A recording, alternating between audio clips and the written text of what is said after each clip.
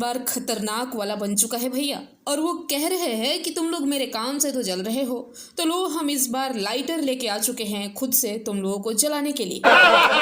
जी हाँ, power star का नए गाने का पोस्टर आ चुका है जिसका नाम है लाइटर। अब ये गाना कब आएगा इसका कंफर्म डेट तो मैं बताऊंगी ही, उससे पहले बता दूं कि तुम हमार देख गाना जो कि वायरल भोजपुरी से कल रिलीज हुआ था, गजब का माहौल बना दिया है भैया, और पिछले 24 घंटे से लगातार नंबर 1 पर ट्रेंड कर रहा है, वो भी यूट्यूब के मेन सेक्शन में।